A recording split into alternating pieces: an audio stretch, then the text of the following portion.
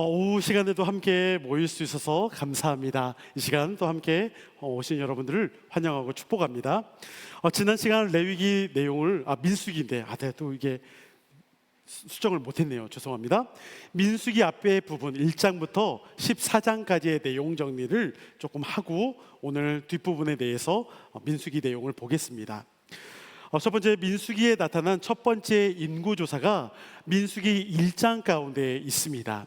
민수기 1장 가운데 인구조사를 하게 됐는데요, 인구조사의 기준, 목적이 무엇이었을까라는 질문입니다. 인구조사를 한 이유는 뭘까요? 네, 전쟁에 나갈 만한 어떤 그런 사람들을 파악해라. 근데 그 기준이 되었던 나이대는 20세 이상이었습니다. 20세 이상이었고 목적은 전쟁에 나갈 만한 사람을 가리기 위해서였죠. 근데 여기 민수기 가운데 1장에 인구조사를 하는데 포함되지 않았던 지파가 있었습니다. 레위 지파입니다. 네, 물론 레위 지파는 뒤에 민수기 3장하고 4장에 인구조사를 따로 합니다. 근데 1장에서와 달라요. 1장에서 인구조사는 전쟁에 나갈 만한 사람들을 구분하기 위해서 20세 이상으로 했던 것이고, 나중에 3장과 4장에 가면 레위 지파만 따로 인구조사를 하는데 3장에서의 인구조사는 나이가 한 달 태어난 아이들 다 조사하라고 해요. 여러분, 한 달 태어난 아이들을 조사하는 목적은 싸움에 나가기 위해서는 아니겠죠. 네, 응애 이제 막 엄마 저도 안 됐는데 그냥 싸움에 나갈 수는 없는 거니까. 그러니까 레위 지파는 따로 전쟁에 나갈 만한 그러한 조건이 아니라 그냥 하나님의 일을 하기 위한 장자로 대신 삼았던 어떤 그러한 하나님의 일을 맡기는 그런 지파로서 인구조사를 나중에 3장에서 하게 됩니다.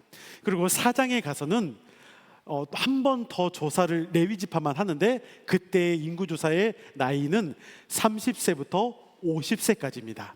근데 그렇게 또 구분을 둔 이유는 뭐냐면 성막, 성소에서 일을 할 수 있는 봉사자의 나이대, 물론 어떤 성경은 20세부터 50세까지도 하는데 20세, 30세부터 50세 정도 여러분 생각하시면 될 것 같습니다. 두 번째입니다. 가나안 땅을 정탐하고 돌아왔던 정탐꾼들의 보고가 서로 두 부류로 나뉘어졌습니다. 몇 명과 몇 명이었죠? 10명과 2명이었습니다. 이 2명에는 누가 속했을까요? 여호수아와 갈렙 두 사람이 속했습니다. 모세가 가데스 바네아라는 지역에서 각 지파에서 한 명씩 12명의 정탐꾼을 보냅니다. 가나안 땅을 둘러보고 그들이 돌아와서 보고를 하게 되죠. 10명은 그 땅을 차지할 수 있다 없다? 없다라고 말합니다. 그리고 2명, 여호수아와 갈렙만 그 땅을 차지할 수 있다라고 말합니다. 그런데 그 3번의 이제 질문이 그겁니다. 이들의 보고가 긍정적이냐 부정적이냐라는 보고로만 우리가 볼 수 없다라고 이야기를 했어요. 왜냐하면 물론 분위기상으로는 우리가 늘 긍정적인 마인드를 가져야 한다, 이게 당연히 맞기는 하죠. 그런데 성경에서 말하는 긍정적인 것과 부정적인 것에 대한 내용은 조금은 다릅니다. 특히나 민수기 13장과 14장에서 정탐꾼들의 보고는 단지 긍정적이냐 부정적이냐를 보기 위함이 아니라 하나님의 말씀 약속을 믿었느냐 믿지 않았느냐, 순종과 불순종에 대한 내용입니다. 예를 들면 이렇죠. 여러분, 아브라함 가운데 약속했던 거 2가지 제가 누누이 강조를 많이 했었습니다. 기억하십니까? 뭐였죠? 2가지. 땅과 민족. 맞습니다. 그러니까 애굽에 있을 때는 민족을 이루었잖아요. 그러니까 하나는 이루어졌어요.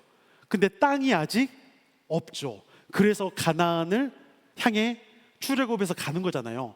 그러면 하나님이 출애굽을 시킨 목적은 가나안 땅, 바로 그 땅을 주기 위함이니까 가면 돼요. 그리고 아브라함, 이삭, 야곱 계속적으로 하나님이 약속하셨습니다. 땅과 민족에 대해서. 그러니까 땅을 얻는 것은 이미 기정사실화된 거예요. 그것을 믿음으로 갖고 가느냐 아니면 그것을 거부하느냐. 하나님이 분명히 약속하신 것을 믿고 나아간다라면 앞에 눈에 보여지는 것이 좀 두렵기도 하고 걱정스러울 수 있어도 믿고 나아가면 됩니다. 저는 이것이 믿음의 사람들의 시선인 것 같아요. 어떤 것을 보느냐, 그건 똑같습니다. 보는 것은 세상의 사람들이나 믿는 사람들도 보는 것은 다 똑같아요. 그런데 그것을 보고서 믿음으로 이겨낼 수 있고 승리할 수 있느냐, 아니면 여전히 그것을 그냥 할 수 없다, 아니 그것을 우리가 할 필요도 없다, 믿지 못하게 되면 불순종인 거죠. 어떠한 시선으로 우리가 세상을 바라보냐, 내가 그것을 주께서 내게 허락하신 것을 믿고 따르느냐, 순종과 불순종의 시선으로 볼 수 있어야 한다는 것입니다. 이러한 부분들을 조금 우리가 정리하면서 오늘 내용 좀 볼 텐데요. 지난 시간 가운데 또 했던 것 중에 하나가 여전히 연결돼서 제가 말씀합니다. PPT 한 번만 보여주실까요? 이거 전에 하나 더 있다. 네, 신명기 10장 9절 말씀인데, 네, 제가 아까 그 얘기를 안 했네요. 뭐냐면 포함되지 않았던 그 지파, 그러니까 레위 지파는 나중에 땅을 기업으로 못 받게 됩니다. 물론 이거 좀 뒤에서 한 번 더 보기도 할 텐데요. 레위 지파는 하나님께서 특별하게 하나님의 일을 맡겨졌기 때문에 그 지파는 땅을 얻지 못해요. 레위 지파가 하는 일이 뭡니까? 일반적으로 율법을 가르쳐야죠. 제사를 가르쳐야 돼요. 그러니까 그것을 어느 한 곳에 학원을 만들어 놓고 일로 와, 이게 아니라 하나님의 목적은 뭐냐면 각 지파별로 흩어버리는 거예요. 각 지파별로 들어가서 약 48개의 성읍을 얻게 됩니다. 각 지파별로 들어가서 거기서 말씀과 율법과 규례를 가르치고 제사법을 가르치는 일, 그러므로 인해서 각각의 지파 안에 있는 백성들이 율법과 규례를 통해서, 제사를 통해서 어떻게 하나님 앞에 나아가야 하는지를 보게 되는 거죠. 그러한 가르침의 일을 레위 지파가 하게 되었기 때문에 레위 지파는 땅을 기업으로 받지 못합니다. 흩어져야 하기 때문에 대신 성읍을 얻게 되는 것, 이건 좀 더 뒤에서 살펴보겠습니다. 그래서 신명기 10장 9절 말씀에서는 레위인들 가운데 하나님이 기업이 되신다, 분깃이 되어 주신다라는 그 말씀을 이야기하는 말씀입니다. 이것은 제가 좀 더 뒤에서 또 살펴보도록 하겠습니다. 시내산 언약을 중심으로 해서 언약 이전과 후가 서로 다르다라는 거 말씀을 드렸습니다. 그러니까 시내산 언약 이전에는 이스라엘 백성들이 잘못을 해도 하나님이 그냥 용서해 주시는 경우가 대부분이었습니다. 근데 시내산 언약 이후에는 언약이 체결되었기 때문에 그들이 잘못한 일에 있어서는 하나님으로부터 따끔하게 혼나게 됩니다. 그래서 제가 지난 시간에 여러분 예화로 들었던 게 저에 대한 이야기를 했었죠. 제가 만약에 어린 아이 같으면 바지에다가 쉬야를 해도 괜찮지만 성숙하고 난 지금의 바지에 쉬야를 하면 어떻게 됩니까? 네, 아내한테 엄청 혼나겠죠. 그러니까 시내산 언약이라는 것은 그만큼 계약을 체결하고 신앙 안에서 성숙함이 있느냐, 그렇게 하나님 앞에 좀 더 그렇게 준비된 사람으로 되었느냐라는 것을 말합니다. 시내산 언약 이후에는 잘못한 일에 대해서는 철저하게 하나님 앞에 혼날 수 있다라는 것들을 좀 이야기하고 있습니다. 그것이 민수기 가운데 내용이 있습니다. 이런 부분들은 좀 더 우리가 지난 시간 했던 내용들이니까 기억을 하시고요. 민수기 20장부터 21장의 내용을 좀 보겠습니다. 요단 동쪽의 지역을 정복하게 됩니다. 근데 여러분 이것을 지나게 되는데 그 지도 한 번만, 출애굽 지도 한 번만 보여주실까요? 네, 여러분 이게 파랑색으로 되어 있는 화살 방향인데 맨 아래로 내려왔던 게 시내산입니다. 여기가 시내산이고요. 시내산에 도저히 언약을 맺고 이제 가나안 땅이 여기죠. 근데 가나안 땅에 들어가는데 이렇게 올라가서 여기가 가데스 바네아라는 곳이 아까 말했던 12명의 정탐꾼들이 여기서 이제 보고를 받는 거예요. 이스라엘 백성들이 여기 멈췄죠.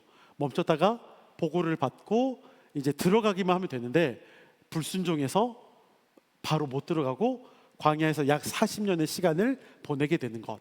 그러니까 여기서 이제 정확하게 이게 이렇게 돌았는지 이렇게 돌았는지 어떻게 돌았는지는 성경에 정확히 기록되어 있지는 않습니다.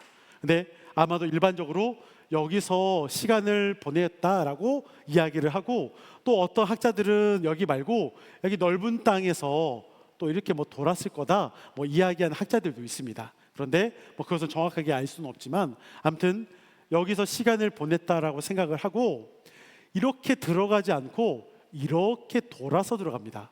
그래서 요단 이쪽이 잘 안 보이긴 하지만 위에가 갈릴리 호수가 있고 쭉 사해까지 내려오는 바로 이쪽이 강이 요단강입니다. 요단강을 기점으로 해서 요단강 동편, 요단강 서편입니다. 여러분, 하나님이 주시기로 했던 약속의 땅은 어딜까요? 요단강 동편일까요? 서편일까요? 원래는 요단강 서편입니다. 하나님이 주시려는 땅은 원래는 동편은 없습니다. 서편입니다. 그런데 나중에 땅을 정복해 가면서 모압, 암몬 이쪽 땅을 통과해 지나가면서 여기 땅이 좋게 여겨져서 이 땅도 나중에 모세에게 그리고 하나님 앞에 구하게 됩니다. 그 땅도 우리가 살 수 있으면 좋겠다. 좀 더 이것은 뒤에서 좀 살펴보도록 하겠습니다. 먼저 이제 여기 땅을 지나가는 가운데 에돔에게 이야기를 합니다. 에돔은 알고 보면 형제의 나라기도 합니다. 근데 이스라엘 가운데, 그러니까 에서의 후손이 에돔이니까 어떻게 형제의 나라기도 합니다. 이스라엘은 에돔을 지나갈 수 있도록 길을 열어달라고 간청을 합니다. 그 어떤 행동도 그런데 에돔 가운데 하지 않겠다. 즉 우리가 에돔 가운데 어떤 땅을 얻기 위함이거나 전쟁을 하기 위한 목적으로 우리가 에돔의 땅을 얻거나 이런 일이 절대 없다, 믿어달라. 그런데 그거에 대해서 에돔 왕이 거부합니다. 그래서 이 에돔의 땅을 원래는 들어갈 수가 없게 되고 우회하게 됩니다. 그러면서 이제 또 옆에 이제 우회하는 가운데 이제 구리뱀 이야기가 두 번째 또 등장하게 되죠. 여전히 백성들의 불만, 불편이 또 계속 나옵니다. 출애굽을 후회합니다. 왜 우리를 광야 가운데 내보내서 우리를 죽게 하느냐, 이런 원망의 목소리가 계속 있습니다. 결국 하나님이 불뱀을 통해서 이스라엘을 징계하시는 내용이 그 가운데 있습니다. 불뱀으로 인하여 백성들이 많이 죽게 되자 백성들은 모세를 찾아와 자신들의 죄를 용서해 달라며 모세에게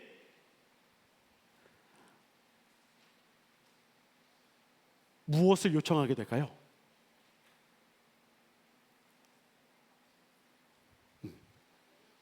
네.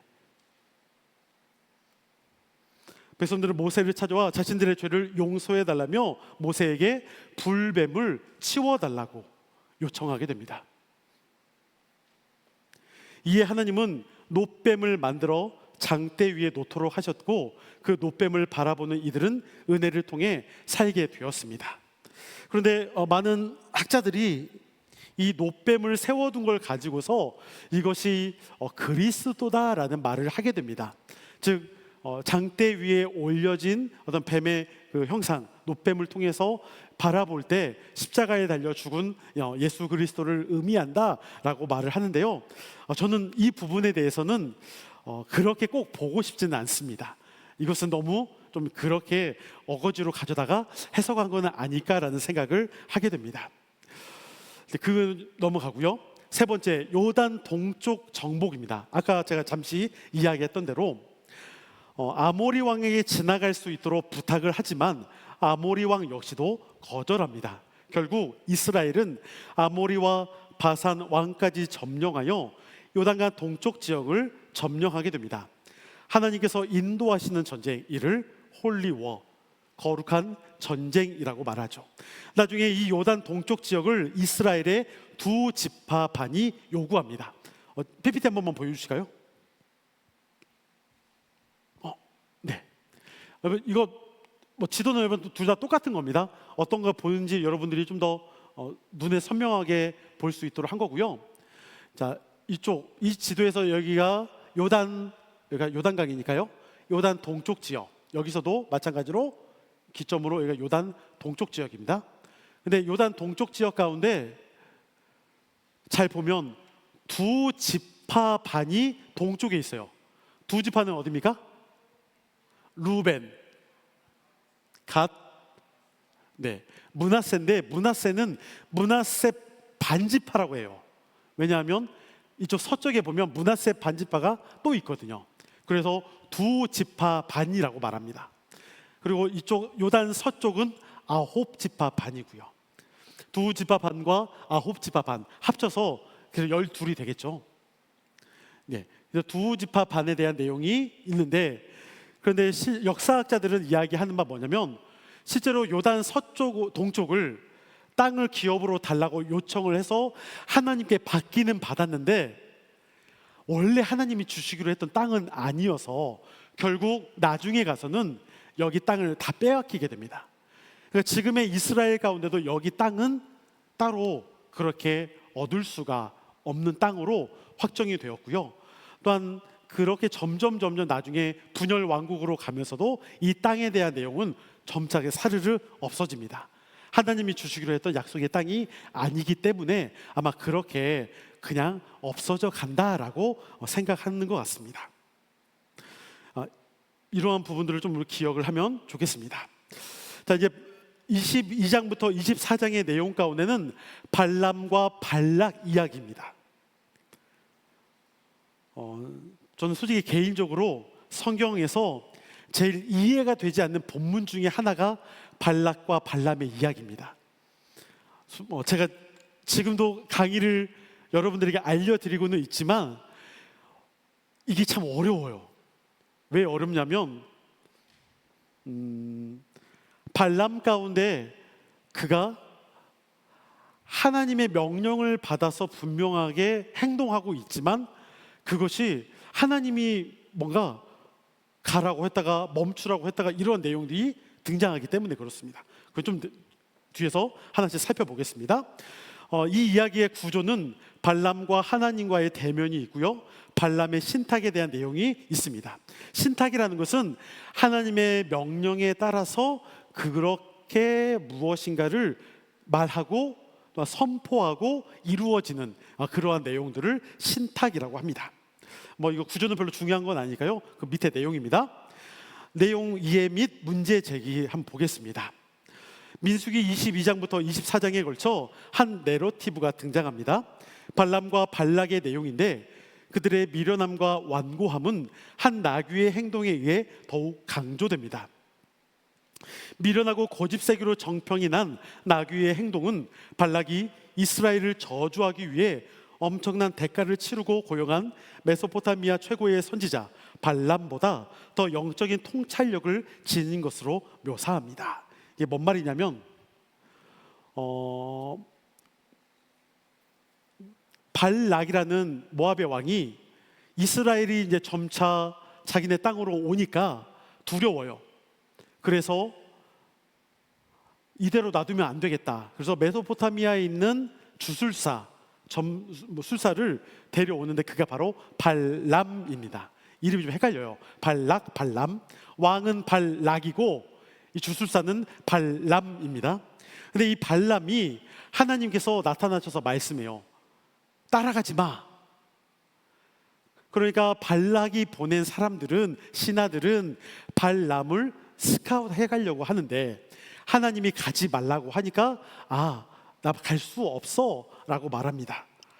이렇게 뭔가 거절을 하다가 또 돌아갔다가 다시 와서 또 발락의 명령을 듣고 또 데려가려고 하는데, 이때는 발람이 완강하게 처음에는 나는 갈 수 없다라고 말을 했는데, 두 번째 왔을 때는 어떠냐? 민수기 22장 18절과 19절 말씀 한 번만 보겠습니다. 우리 이거 함께 읽어봅니다. 시작. 발람이 발락의 신하들에게 대답하여 이르되, 발락이 그 집에 가득한 은금을 내게 줄지라도 내가 능히 여호와 내 하나님의 말씀을 어겨 덜하거나 더하지 못하겠노라. 그런즉 이제 너희도 이 밤에 여기서 유숙하라. 여호와께서 내게 무슨 말씀을 더하실는지 알아보리라. 이게 두 번째 왔을 때 발람이 이야기하는 내용이에요. 그러니까 첫 번째 때는 나는 절대로 가지 않는다라고 완고하게 말을 했는데, 두 번째 왔을 때 발람은 좀 그냥 내용을 덧붙여요. 은과 금 여러 가지 것들을 내게 가지고 온다 하더라도 나는 안 갈 거야. 그러면서 오늘 밤 그냥 내 집에 유숙은 해. 오늘 하나님이 내게 뭐라고 말하는지 한번 보겠다. 하나님은 이미 발람에게 말씀하셨었어요. 가지 마라. 근데 발람이 스스로 가운데 나는 좀 내가 하나님을 좀 더 기도해 볼게 라고 말하는 상황이에요. 그러니까 무엇인가 그 마음 가운데 조금 의심이거나 욕심이거나 이러한 마음이 들어갔다라고 이야기를 합니다. 그래서 결과적으로 이것을 놓고 이야기를 하다가 하나님이 가라고 말씀하십니다. 근데 가라고 말씀하시는데, 그러면 우리 하나님이 말씀이니까 가야 하잖아요. 그래서 가요. 가는데 어떤 일이 있냐? 그 뒤에 민수기 22장 22절과 23절 말씀 우리도 함께 읽어봅니다. 시작. 그가 감으로 말미암아 하나님이 진노하심으로 여호와의 사자가 그를 막으려고 길에 서니라. 발람은 자기 나귀를 탔고 그의 두 종은 그와 함께 있더니 나귀와 여호와의 사자가 칼을 빼어 손에 들고 길에 선 것을 보고 길에서 벗어나 밭으로 들어간지라. 발람이 나귀를 길로 돌이키려고 채찍질하니. 아멘. 분명히 하나님이 이전에 가라고 말씀하셨거든요. 그래서 간 거예요. 그런데 지금 상황은 어떻습니까? 하나님이 나귀를 통해서 그 앞에 또한 사자를 보내셨고, 그래서 지금 맞닿아서 뭔가 지금 밭으로 나귀가 도망갔어요. 근데 발람은 그걸 알지 못하고 다시 길로 데리고 나온 상황입니다. 이게 좀 해석이 어려워요. 아니, 하나님이 가라고 했는데 왜 또 막고 계실까? 이거 저도 좀 어려운데, 그런데 일반적으로 학자들이 말하는 바는 이미 하나님은 가지 말라고 하셨었다. 그런데 발람이 어떻게 해서라도 욕심을 내서 가려고 하는 그러한 상황이 되니까 하나님이 그래 그냥 너 가, 그러면 가, 이렇게 말씀하셨지만 결국 막고 계시는 하나님의 모습이다라고 학자들은 말을 합니다. 그러면서 나귀 가운데 어떤 일이 있냐? 나귀를 막 채찍질을 때리니까 나귀가 갑자기 말문이 열려요. 그러면서 왜 나 채찍질 하냐고 이야기하는데 장면이 여기에 등장합니다. 우리가 생각할 때 여러분, 나귀가 말을 할까요? 이 내용이 여러분 그러면은 동화일까요? 이게 해석이 그래서 좀 어려워요. 근데 여러분, 이게 그냥 하나의 동화, 하나의 전설, 설화 이렇게만 볼 수 없는 이유는 이미 우리는 나귀가 말을 하는 것보다 훨씬 더 어려운 신앙의 고비를 넘어왔습니다. 저는 창세기 1장 1절을 우리가 믿지 못하면 성경의 그 어떠한 것도, 계시록까지 있는 그 어떤 말씀도 우리가 이해할 수 없다고 봅니다. 창세기 1장 1절이 뭡니까? 태초에 하나님이 천지를 창조하시니라. 여러분, 그것을 1장 1절부터 우리가 믿지 못하는데 나귀가 말을 하는 거 이거 어떻게 믿겠습니까? 그러지 않을까요? 해석은 좀 어렵지만 저는 그것을 통해서 분명히 하나님이 말씀하시는 부분이 있다고 생각을 합니다.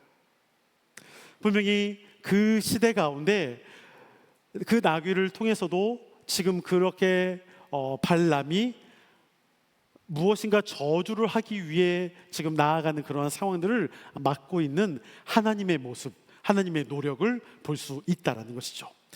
그 밑에 이 페이지 이면의 밑에 부분부터 제가 다시 읽겠습니다. 돈에 팔려 있는 이교도 선견자에게 하나님의 신 영이 임하며 발람은 이스라엘의 미래의 운명에 관한 이상을 보게 됩니다. 물론 이 이상은 하나님께서 발람을 통해 보여주시는 것이요, 발락과 대적하게 만드는 이야기입니다. 이 풍자적이고 역설적인 이야기는 독자들에게 재미를 주면서도 또 한편 당황스럽기도 합니다. 왜냐하면 몇 가지의 의문점, 문제가 있기 때문입니다. 이걸 보기 앞서 여러분 피곤하시죠? 좀 기지개도 하고 좀 이렇게 몸을 좀 움직일게요.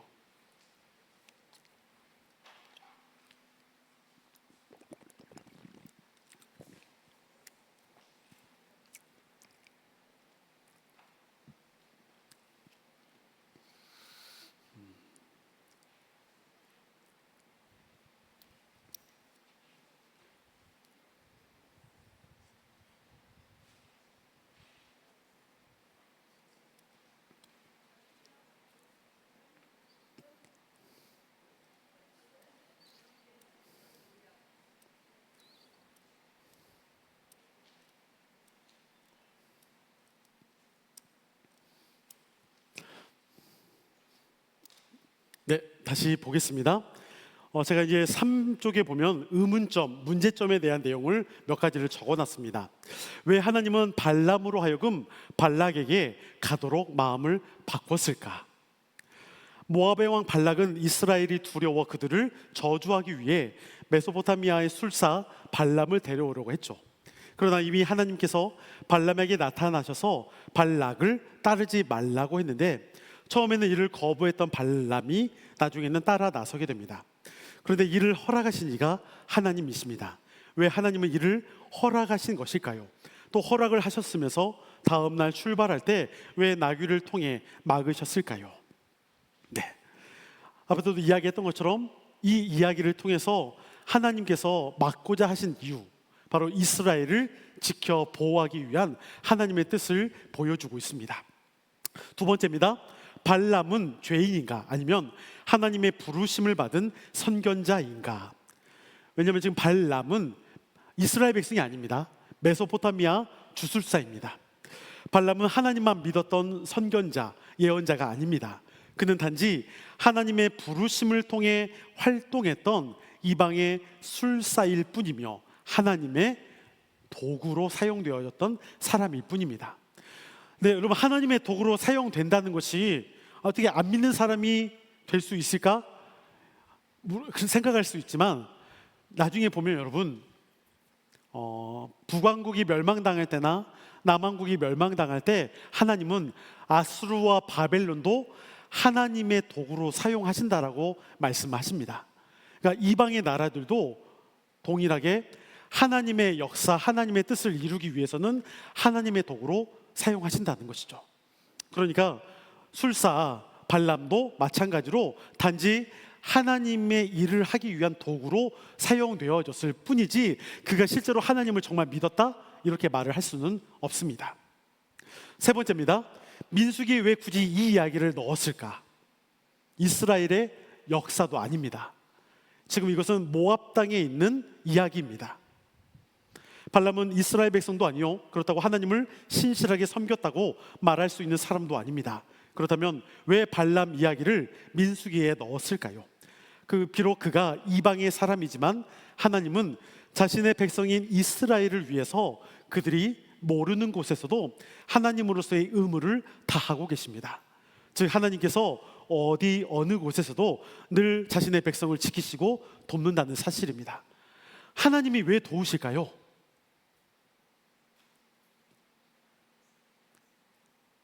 왜 그럴까요? 이미 오늘에도 여러분 다뤘습니다. 지난 시간에도 다뤘고, 하나님과 이스라엘 백성은 어떤 관계죠? 언약 관계. 그러니까 하나님은 이스라엘 가운데만 계시는 것이 아니라 다른 곳에서도 하나님은 지켜 보호해 주시는 거예요. 발락이라는 모압의 왕이 이스라엘을 저주하기 위해서 발람을 데려온 거잖아요.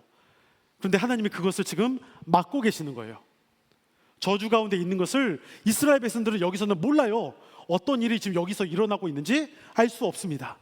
그런데 그것이 때로는 하나님이 우리 가운데 하시는 일이에요. 나는 지금 여기서 나에게 힘든 일, 어려운 일, 이것만 하나님 앞에 왜 해결을 안 해주셔? 라고 생각하고서 당장 이루어지지 않으니까 그것이 답답하고 때로는 그것이 원망스럽고 그런 모습이지만, 하나님은 하나님께서 우리가 미처 모르는 곳에서도 하나님의 일을 하십니다. 하나님이 지켜주시고 보호해 주시고 인도해 가시는 일이 있습니다. 제가 좀 그런 것들을 생각해 보는 거, 때로는 운전할 때 생각하게 돼요. 뭐냐면 제가 이제 금요일날 토요일날 1박 2일로 이제 좀 지방에 우리 젊은 집사님들이 1박 2일로 좀 이렇게 어디 놀러 가셔가지고 저도 이렇게 오라고 해서 좀 갔습니다. 하룻밤 자고 이제 이렇게 막 왔는데, 그런데 어제 이제 막 피곤하죠. 막 새벽 1시인가 도착을 했었거든요. 한 12시에 도착했나? 12시에 도착해서 아무튼 1시 넘게까지 서로 이야기 나누고 좀 자고, 아이들이니까 아이들이 좀 일찍 일어나잖아요. 막 더 자고 싶은데 아이들이 목사님 왔나 봐 막 발로 막 깨우고 막 그러니까 저도 막 일찍 일어났죠. 일찍 일어나서 애들 안녕 하면서 시간을 막 보내다가 왔는데, 그런데 피곤하죠. 막 저도 아침 일찍 일어나니까. 그래도 막 같이 시간 보내고 어제 이제 오는데 한 7시, 저녁 7시쯤 도착했거든요. 근데 오면서 보통 때면 한 2시간이면 갈 거리를 한 4시간 정도 걸렸어요. 막혀가지고 피곤한 상태에서 4시간 운전하면서 올라오는데 진짜 잠이 쏟아지더라고요. 근데 오면서 중간중간에만 또 사고 난 곳이 있으니까 더 밀리고 막 그랬는데, 운전하면 오면서 보니까 그런 생각이 드는 거예요. 분명히 나도 잠이 이렇게 들어가지고 이렇게 사고가 날 수도 있잖아요, 저도. 그리고 다른 차들이 저는 멀쩡하다더라도 이렇게 부딪힐 수도 있는 상황이 됐는데, 이것도 하나님께서 사고 나지 않도록 지켜 보호해 주시는 거 아닐까라는 생각을 하게 되는 거죠. 그러니까 당장 나에게 딱 있는 내가 운전하는 이것만 잠이 깨도록 해주시는 것이 아니라 다른 곳에서의 사고도 나에게 부딪히지 않도록 도우시는 하나님이시지 않을까라는 생각을 하게 됩니다. 어찌 보면 우리의 삶에서도 마찬가지지 않을까요? 우리가 미처 모르는 곳에서 하나님은 일하고 계십니다. 하나님은 우리의 삶을 지켜 보호해주고 계십니다. 바로 오늘 발람의 이야기는 그러한 것을 우리에게 말씀해주고 있습니다. 언약 관계에 있었던 이스라엘 백성들을 하나님이 그 어느 순간에서도 지켜 보호해주시고 그렇게 그 백성들을 붙잡아 인도하고 있는 것을 우리가 알 수 있다는 것, 이것을 기억하면 좋겠습니다. 그 아래 이스라엘의 배교, 출애굽기 32장에 보면 황금 송아지 사건이 있었는데요, 민수기 25장 가운데 바알볼의 어떤 그런 사건과 아주 유사합니다. 이걸 통해서 실제로 바알볼 사건은 이방의 사람들과 좀 이렇게 관계를 맺게 되는 아주 그러한 잘못된 모습이 있게 됩니다. 그렇게 잘못된 관계를 통해서 하나님을 저버리고 배신하게 되는 그런 행위도 있게 됩니다. 그래서 하나님 앞에 배교하는 큰 사건이 바알보올의 사건인데, 이것이 금송아지 사건과 아주 유사함으로 인해서 이스라엘 백성들 가운데 큰 죄의 모습을 볼 수 있습니다. 이것 정도 여러분 생각하시면 좋겠고요. 마지막 사면으로 넘어가 보겠습니다. 민수기에는 인구조사가 크게는 2개가 있습니다. 아까 말했던 레위지파의 인구조사는 살짝 빼고요. 두 번째 인구조사는 민수기 26장에 한 번 더 있습니다. 1차와 2차 인구조사를 제가 비교한 겁니다. 1차 때는 민수기 1장, 2차는 민수기 26장입니다. 그런데 인구를 보면 46절, 그러니까 민수기 1장 46절에 보면 1차 때 남자만 60만 3,550명이에요. 2차 인구조사 때는 민수기 26장 51절에 60만 1,730명이에요. 물론 이제 아이들, 여인들까지 다 하면은 약 200만 명 정도 된다, 그러한 이야기가 있습니다. 자, 어찌됐든 조금의 뭐 700명 차이가 있을 수는 있지만 어찌됐든 60만 명 이상 됩니다. 기준, 민수기 1장의 3절에서의 기준은 20세 이상입니다. 민수기 26장도 2절에 보면 20세 이상 똑같습니다. 그런데 목적이 좀 다릅니다. 목적을 보면 민수기 1장 3절에서는 싸움에 나갈 만한 자인데 26장 2차 인구조사 때는 두 가지로 분류됩니다. 2절에서는 전쟁에 나갈 만한 자라고 말하지만 53절에서는 PPT 이거 있을까요? 없죠. 명수대로 땅을 나눠주어 기업을 삼게 하겠다라고 되어 있습니다. 즉 하나 더 목적이 들어가는데 이 목적이 뭐냐면 이제 땅을 얻게 돼요. 땅을 각 지파별로 분배받게 되는데 그 명수대로 각 지파의 명수대로 땅을 주기 위해서 인구조사를 하라는 거예요. 근데 여러분 여기서 1차와 2차 거의 인구가 거의 비슷해요. 60만 명 이상. 근데 확연한 차이가 있는 게 있습니다. 뭐가 다를까요?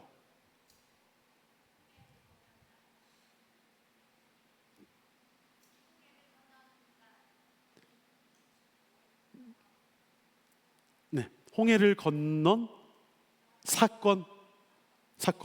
뭐 그것도 뭐 다를 수는 있어요. 그런데 제가 좀 이렇게 원하는 것은 홍해를 건너냐 안 건너냐 이거보다 1차와 2차의 인구조사에 뭐가 있어요? 그게 뭘까?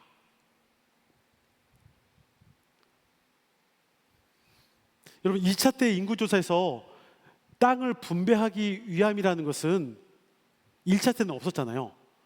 그러면 지금 어디에 더 가까운 걸까요? 가나안 땅. 가나안 땅이 가까이 왔다는 것은 뭘까요? 요단강을 이제 건너기 전이죠. 즉 40년의 광야 생활이 거의 끝났다는 거예요. 그러니까 2차 인구조사는 출애굽했던 그 백성들 1차 때 그 사람들이 다 죽고 출애굽한 2세대 그들 가운데 인구조사를 한 거예요. 즉 광야 40년의 시간이라는 것이 이제는 거의 지나갔대요. 그러니까 우리가 생각할 때는 너무 지금 훅 갔죠.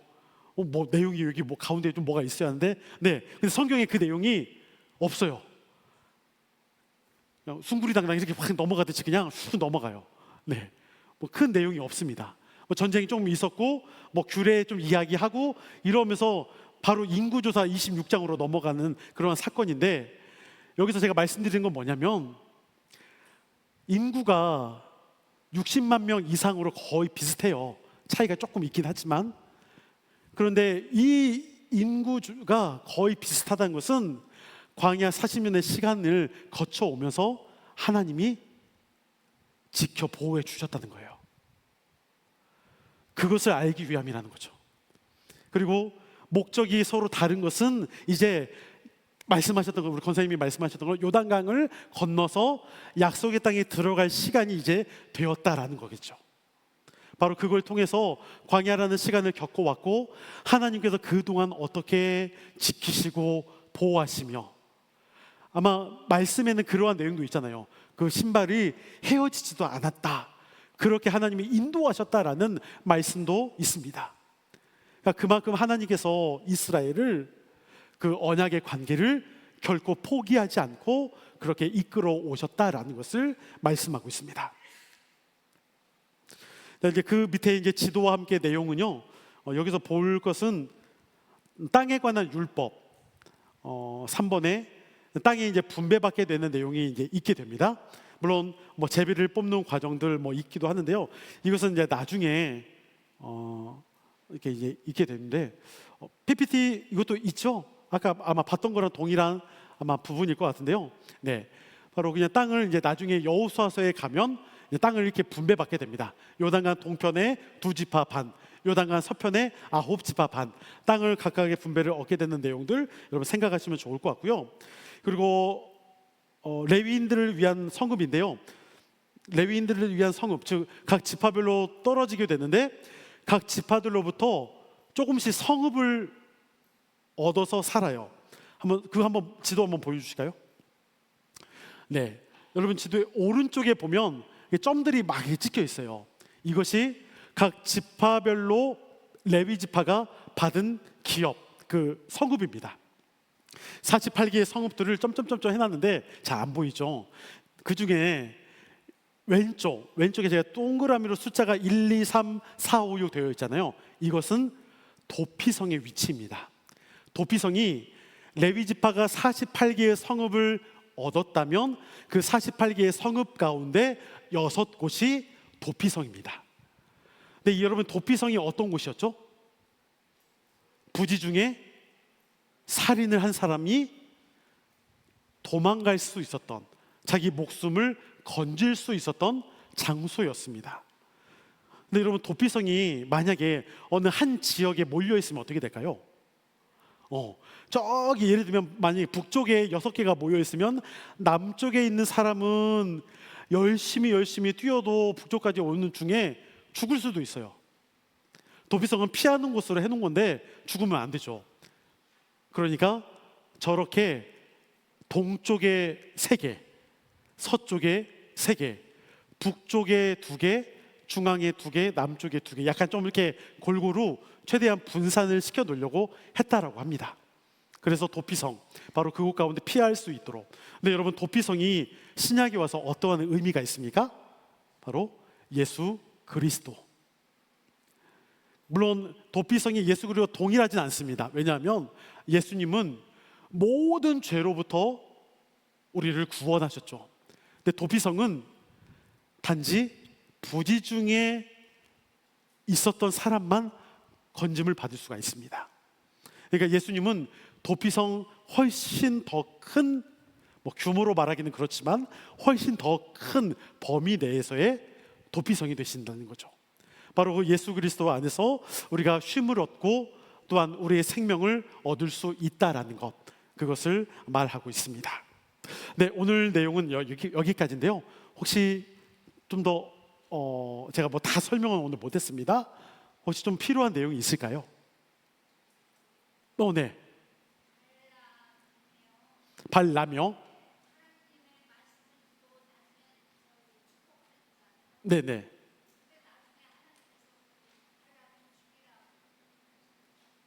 발람을 죽이라고. 네. 그러니까 발람 같은 경우에는 실제로 어떤 이야기냐면, 제가 이제 다 설명을 못했지만 3면에 보면 바알볼 사건이 있잖아요. 그 바알볼 사건을 일으킨 장본인이 발람이라고 이야기를 합니다. 네, 그래서 아까 말했던 배교의 현장 가운데 잘못한 일이 했던 것이 발람이었다라고 말을 해서 죽이라고 말을 한다라고 볼 수 있습니다. 그러니까 어떻게 보면은 발람이 그때는 하나님의 도구로 말씀을 받고, 또한 아까 권사님 말씀했던 것처럼 오히려 저주가 아니라 축복을 하도록 그렇게 쓰임을 받았는데, 또한 그가 바알볼 사건에 가늠하는 사건을 조작하고 결국에는 그렇게 돌아서는 모습이 있었다라고 해서 그를 죽이라고 말하고 있습니다. 네. 네, 혹시 또 다른 게 있을까요? 네. 네, 그러면 오늘 제가 기도하고 마무리하겠습니다. 거룩하신 아버지 하나님, 오늘 민수기 또 나머지 부분들을 함께 보면서 광야 40년의 시간을 이제는 보내고 약속의 땅을 향해 한 걸음 더 나아갔던 이스라엘의 모습을 보게 됩니다. 여전히 불순종했던 모습도 있습니다. 여전히 그들이 연약한 모습도 있습니다. 하지만 그러한 그들의 연약한 모습 가운데서도 하나님은 그들을 향한 하나님의 언약을 깨지 않으셨습니다. 오히려 보이지 않는 곳에서 하나님은 그들을 도우시고 그들을 지키시며 보호해 주셨습니다. 이것이 하나님의 아버지의 마음이지 않을까요? 이 땅을 살아가는 우리 가운데도 나는 지금 내게 주어진 것을 원하고 내게 원하는 것을 하나님 앞에 바라고 있지만 하나님은 그거 이상으로 내가 원하고 바라고 있지 않는 그 모든 것들도, 때로는 내가 느낄 수 없는 그 모든 현장에서도 나를 지켜 보호해주고 있음을 보게 됩니다. 우리가 그 하나님에 대한 신실함, 하나님에 대한 신뢰를 절대 잊지 않기를 원합니다. 날마다 하나님께서 우리와 함께 하심을 날마다 믿고 주님 앞에 나아가는 하나님의 거룩한 백성들, 우리 모든 성도들이 될 수 있도록 인도하여 주시옵소서. 이제는 우리 주 예수 그리스도의 은혜와 아버지 하나님의 무한하신 사랑하심과 성령님의 감동, 역사, 교통, 충만하심이 날마다 하나님의 말씀을 붙들고 살기를 소망하며 하나님을 더욱 신뢰하며 나아가기를 원하는 하나님의 거룩한 백성들 가운데, 하나님의 모든 자녀들 가운데, 또한 우리의 모든 삶을, 우리의 가정을, 또한 앞으로의 모든 또한 일들 가운데 영원토록 함께 하시기를 간절히 축원하옵나이다. 아멘.